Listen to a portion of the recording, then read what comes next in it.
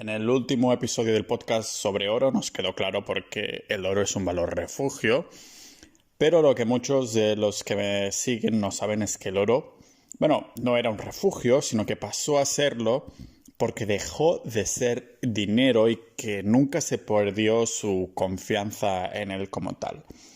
Pues sí, ya habíamos usado el oro en el pasado como dinero de verdad.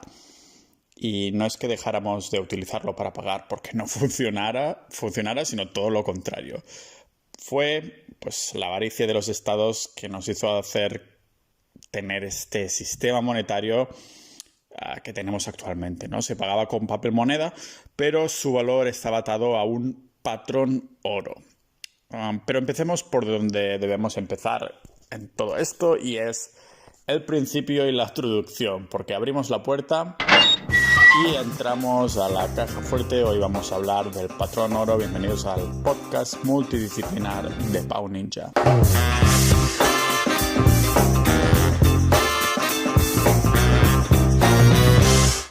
El patrón oro es una política monetaria, ya nos ponemos un poquito técnicos, en el que una moneda con la que pagamos en nuestro día a día se basa en el valor, pues lógicamente, del oro, ¿no? Básicamente el dinero está respaldado por el oro para preservar su valor. Bajo un patrón oro, cualquier persona que tenga papel moneda puede entregarlo por una cantidad fija de oro de la reserva de ese país. Ahora lo explicaremos más con ejemplos y detalles, así se va a ver mucho más claro. Pero a grosso modo esto significa que esos billetes de papel que tenemos pues pueden cambiarse a voluntad por oro de verdad, oro físico. Podrías traer papel moneda a un banco y obtener el cambio de oro real. ¿Hay alguna divisa en la actualidad que siga este patrón? Pues no, actualmente no. Y como digo y he dicho antes, no precisamente porque no convenga. No conviene a los bancos y los gobiernos, por eso no los usamos, pero sin duda haría que las cosas fueran como tuvieran que ser. ¿Por qué? Pues básicamente porque el patrón oro tiene dos ventajas principales y soluciona dos problemas, uno de los cuales ya hemos visto. Es una buena idea si volviéramos a un patrón oro porque, como digo, solucionaría estos dos problemas. El primero es que proporciona una inflación controlada. De hecho, cuando se pagaba con oro, la inflación era virtualmente inexistente cuando había un patrón oro de verdad, ¿vale? Y el segundo es que también se maneja correctamente los cambios de divisa. No sé si lo sabíais, pero hay un mercado de intercambio de divisas actualmente, al que llamamos Forex. Cuando se pagaba con oro, esto no existía, solo se creó al crear las divisas que no estaban ligadas a nada, ¿vale? Y como digo, el controlar la inflación, vamos a expandir en esto, y es que ya sabemos que el papel moneda se puede imprimir de forma ilimitada y eso causa inflación. Y por otro lado, el oro es un material finito. Finito no es el diminutivo de finito, sino de que no es ilimitado. Y como lo tenemos así en la Tierra, no se puede producir en masa, ¿vale? En el tema del cambio de divisa es muy fácil de entender. Yo te doy libras y tú me das euros cambiándolo por un servicio o producto, ¿no? Pues ¿por qué querría tus libras si acostumbro a comprar y vender en mi moneda, en mis euros, ¿no? Pues el patrón oro soluciona este problema. Antes lo que se hacía era pesar las monedas de oro del país en el comercio y así saber cuál era el valor dependiendo de su contenido en oro, ¿no? Eso que veíamos en los tipos con peluca que sacaban esa balanza pequeña y pesaban las monedas de un país al otro, y el oro hacía como de conversión. Ahora, como los dos estamos de acuerdo en lo que valen dos tipos de papeles distintos de distintos países, el patrón oro, digamos que pone un estándar entre medio que nos ayuda a identificar lo que vale en cada uno. Pero ¿cuándo empezamos a usar el oro entonces? Nos remontamos primero ligeramente, lo voy a comentar muy por encima, cómo empezó el tema del uso del oro, y después ya veremos un poco más de historia económica y de nuestro patrón oro que usamos de verdad, que no se remonta hace tantos años, ahora hace relativamente poco. Pues el tema del oro empezó hace miles de años en Asia Menor, cuando varios metales preciosos, que incluimos lógicamente el oro y la plata, fueron aceptados como métodos de pago, ¿no? Los agricultores pues intercambiaban trocitos, fragmentos de oro y otros metales que tenían esas formas ahí extrañas. No era una forma de moneda, ni mucho menos. Era una especie de pago primitivo. Más tarde, pues se emitieron monedas de metales reales y los gobiernos empezaron a utilizarlas en el comercio, ¿no? Como el oro fue el más duradero de todos estos metales, es el que ha tenido el mayor poder de permanencia. De hecho, si tienes oro en casa y se te prende fuego la casa, vas a seguir teniendo tu oro. No es que vaya a fundirse con facilidad, ni mucho menos, ¿vale? Lidia, en la Turquía moderna, se observa como una de las primeras culturas en documentar el uso de este oro como moneda, ¿vale? Si bien es verdad que varios países pues, han adaptado los respaldos de su moneda a lo largo de los siglos, el patrón oro británico, digamos que fue uno de los ejemplos más importantes, el más notable, ¿no?, de respaldar la moneda como activos duros.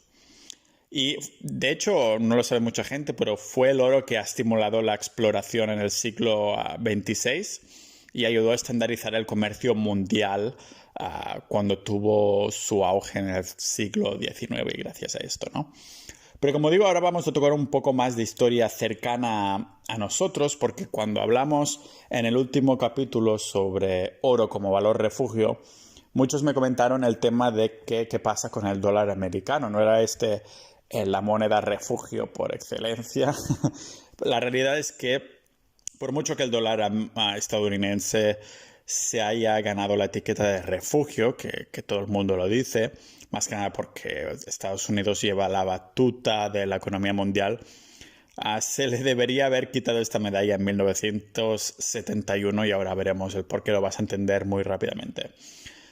Porque hasta entonces, hasta esa fecha, se usaban los sistemas monetarios mundiales que se remontaban a 1873, cuando Alemania empezó a usar un patrón de oro que llamamos estándar, ¿no?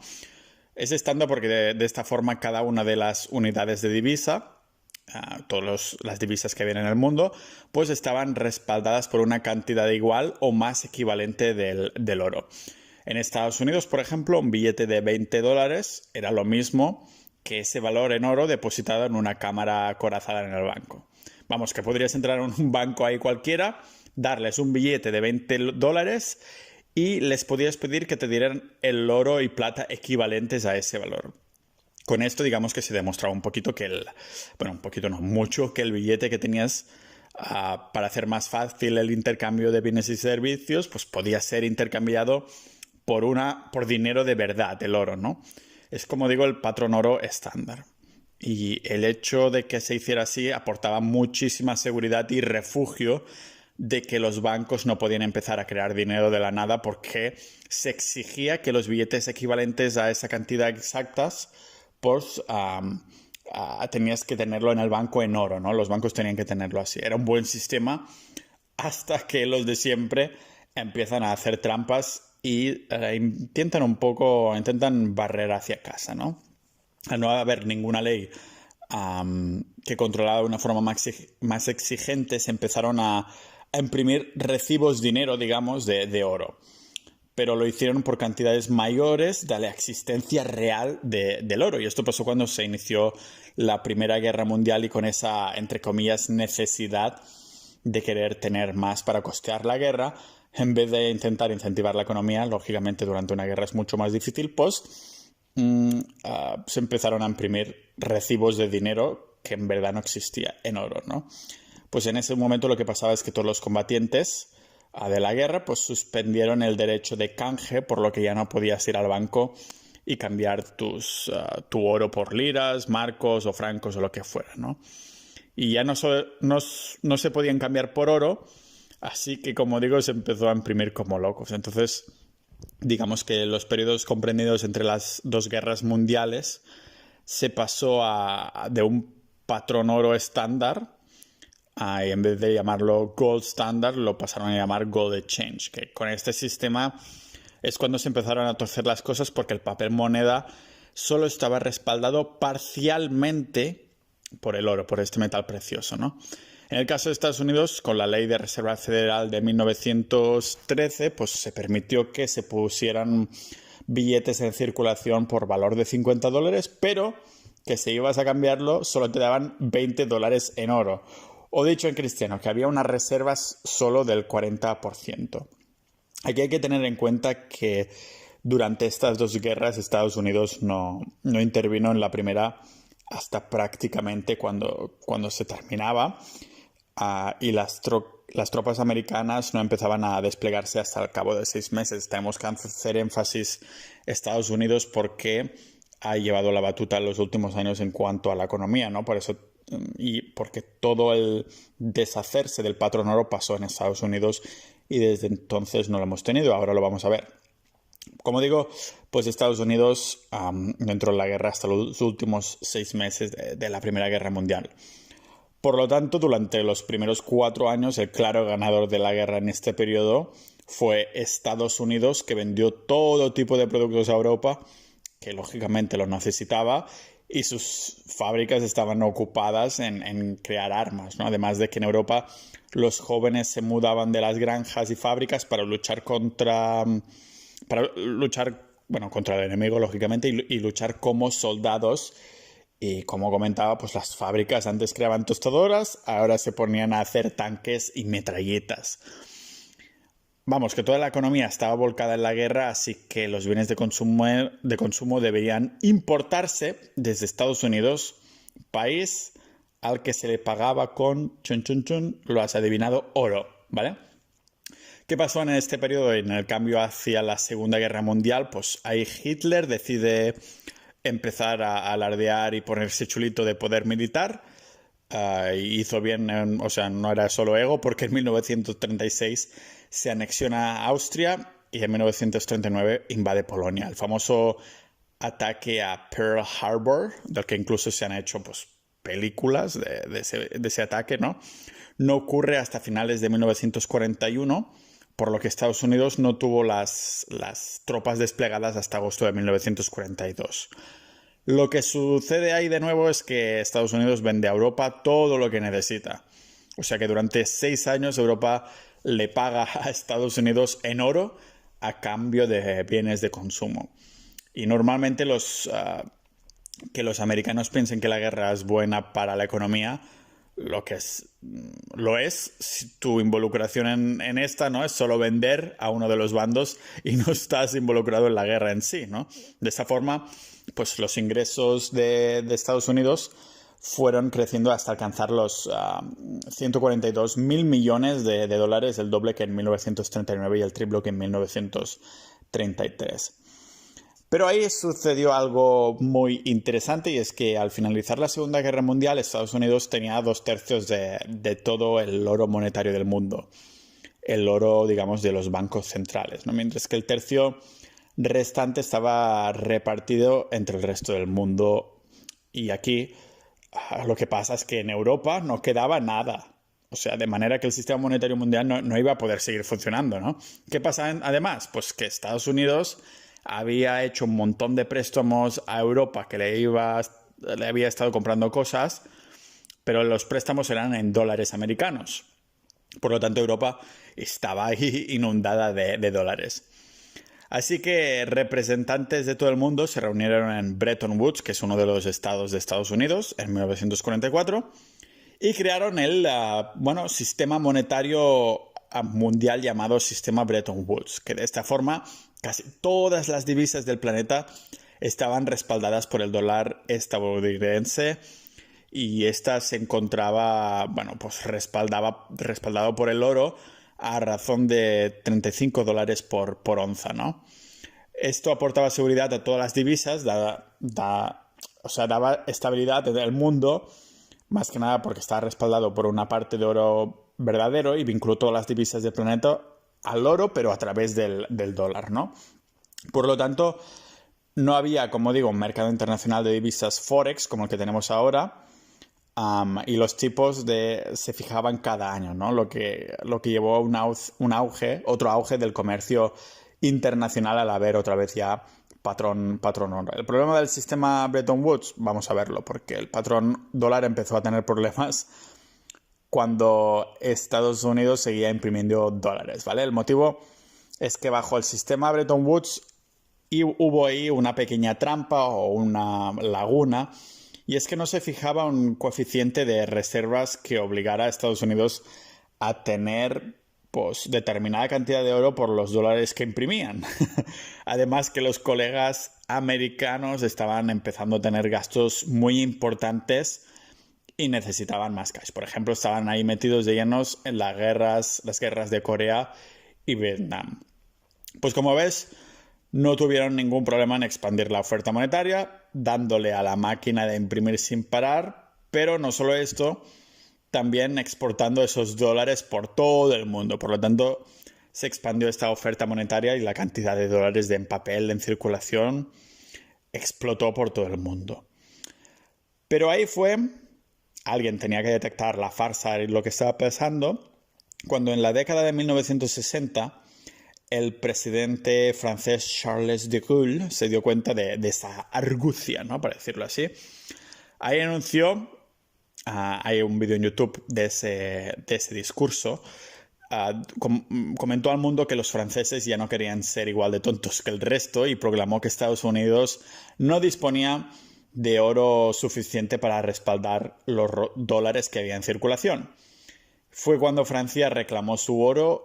Otros países, lógicamente, lo vieron, se sumaron a la conga, a la fiesta y hicieron lo mismo. ¿Qué pasó ahí? Pues que Estados Unidos, que había tenido la mayor parte del oro del mundo, perdió el 50% de su oro solo en los años 1959 y 1951, ¿vale? Tanto se habían aprovechado de esto que en este último año siguió habiendo alrededor de 12 veces más dólares que oro al que respaldarse. O sea que habían creado por 12 veces más dólares que oro del que había realmente. Vamos, que tuvo lugar un pánico bancario, solo que en este caso en el gran banco mundial era Estados Unidos, ¿no? Y era la segunda vez que este país había cometido un fraude mundial al crear más recibos de oro de los que correspondía, ¿no? Así de simple. Como era de esperar, pues los mercados se dieron cuenta de todo esto y el presidente estadounidense Nixon se vio forzado a salir de Estados Unidos del patrón oro. ¿Por qué tuvo que salir del patrón oro? Pues porque si hubiera tenido que pagar todo el oro que hacía falta, no habría quedado para respaldar su propia moneda, el dólar. Recordar que el dólar, para aquel entonces, era la divisa por excelencia, lo sigue siendo ahora, aunque menos. Así que el sistema monetario global, digamos que habría colapsado, por eso tuvieron que salir de este sistema, ¿no? Aunque es verdad que anunciaron que sería temporal y no fue verdad. Nixon anunció la suspensión de poder convertir dólares en euros y otros activos de reserva.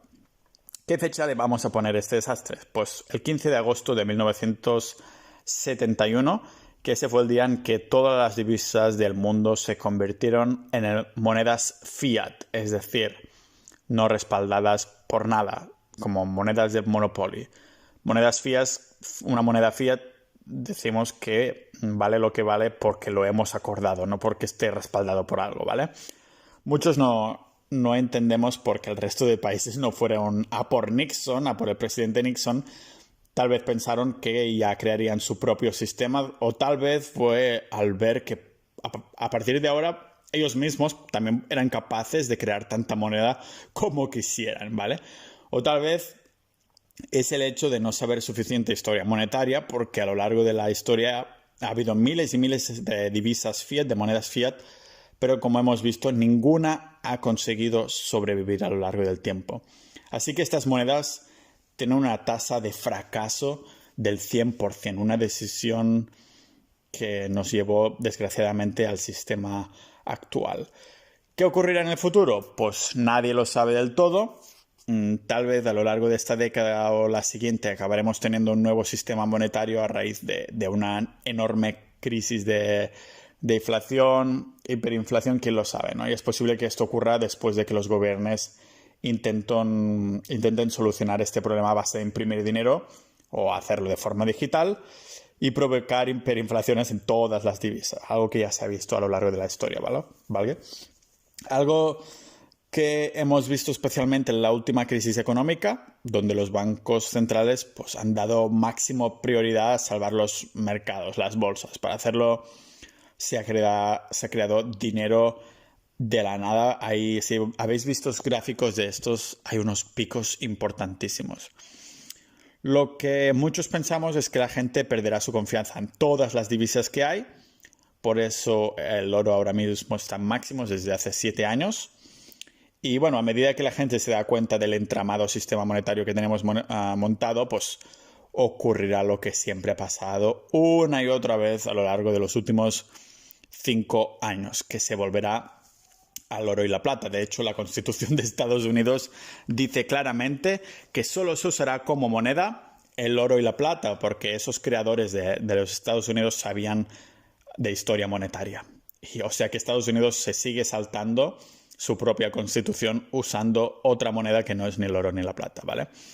Pero bueno, que de esta forma el mundo habría, ¿no?, distintas divisas cuyo valor relativo subirá y bajará, pero todas ellas estarían vinculadas al oro. Esto es mucho más sano que no basado en nada, como se puede ver. Me estoy, refiriendo a monedas como el dólar, el euro, la libra esterlina y el resto, que hasta entonces seguirán perdiendo valor y poder adquisitivo solo por el hecho de que no están basadas en nada. Creo que no hay forma de evitar lo que está por venir, no hay forma de poder arreglarlo en esos momentos, así que podemos dejar que nos arruine o podemos aprovechar la situación y protegernos antes de tiempo, porque claro, ¿hasta cuándo tenemos que estar protegidos? Nadie lo sabe de verdad, pero algunos países ya han hecho algunos pasos, pero no han sido muchos, ¿vale? Para empezar, dudo que sean muchos los gobernantes que sepan lo que he estado explicando hoy. La mayoría de nosotros solo hemos conocido un sistema monetario y como aún no nos ha explotado en la cara, digamos, pensamos que funciona. Es lo que pensamos porque no somos muy capaces de ir unos cuantos años vista. Algunas cosas se toman su tiempo y 50 años de historia no es nada en la perspectiva, digamos, de la historia universal y global. Pero aquellos que son un poco más conscientes de lo que se viene, ¿qué hacen para remediarlos, ¿no? Porque ¿la moneda está respaldada por el patrón oro? La respuesta es simple, no. Pero hoy en día el dinero vale lo que la gente piensa que vale y esto puede ser muy, muy, muy peligroso, ¿vale? Por ejemplo, una de mis amigas en Venezuela me dijo que podía comprar comida durante meses con una sola moneda de plata de 1 onza. Por supuesto, la devastadora escasez de alimentos en Venezuela significa que puede que no tenga la oportunidad, pero su historia demuestra que el poder potencialmente destructivo de una moneda que se basa en nada, ¿vale? Y otros ejemplos más recientes son los de Chipre o Argentina, que han demostrado que no solo las monedas reales están en riesgo de pérdida, sino que incluso los bancos también pueden estarlo. Los banqueros y políticos pues prefieren poder manipular el valor de las monedas ficticias a su antojo y así poder lograr objetivos políticos, ¿no? La idea es que un activo duro con un valor intrínseco, que ya hemos visto en el último capítulo sobre el oro, y que además sea de larga duración, no se puede manipular de la misma manera que el papel moneda, ¿no?, que puede alcanzar los caprichos del momento. Y como digo, algunos ya se preparan, porque hace pocos años Rusia y China dieron pasos hacia la llamada desdolarización con la apertura de un banco de compensación en renminbi en Rusia, ¿vale? El Banco Central de Rusia también abrió su primera sucursal extranjera en China en un esfuerzo, digamos, como de reforzar para fortalecer los lazos financieros entre estas dos superpotencias, que el titular no se dio a conocer en todo esto, es que Rusia y China estaban creando un marco para eventualmente liquidar estas transacciones en oro, evitando así al dólar por completo en absoluto, ¿vale? Los países apuntan a hacer más de sus transacciones en oro, ¿vale? Y esto es notable porque tanto Rusia como China han estado acumulando reservas de oro a un ritmo rápido en comparación en otros países y las naciones de los BRICS son también productoras de oros, ¿vale? El comercio este comercio ahí en renminbi chino es el primer paso para estas superpotencias para que negocien en oro, ¿no? Y además los bancos han ido comprando y acumulando oro desde hace años de manera muy sigilosa y es algo que nos dice muchas cosas. Es algo que Joaquín Mellado nos comentaba en ese Zoom que hacíamos hace unas semanas, ¿vale? Vamos, que haciendo un poquito de recopilación hemos visto que nuestro sistema se aguanta de puntillas y a opinión personal, pues creo que la manera más sana de tener un sistema monetario que funcione sería volver al patrón oro con una ley que exija no poder crear recibos de oro que no existe, para así evitar que Estados hicieran lo mismo que hizo Estados Unidos en el pasado ya un par de veces. Que incluso si tiramos un poquito por ahí, hasta podríamos decir que se puede crear un patrón oro, de un patrón oro, un patrón Bitcoin, y también podría funcionar. Ya lo hemos visto en el último capítulo sobre el oro, que indagó un poquito más, pero creo que esto tocará tocarlo más próximamente sobre el Bitcoin, oro y comparativa en este sentido, ¿vale? Primero, quiero dejar cerrado el tema del oro y para verlo tocará ver también qué maneras existen de invertir y por qué para tener una protección, refugio real con oro, solo existe una que valga la pena de las 4 o 5 maneras que hay de invertir en oro, ¿vale? Así que lo veremos próximamente. Por esto hay que seguir aquí en el podcast multidisciplinar de Pau Ninja.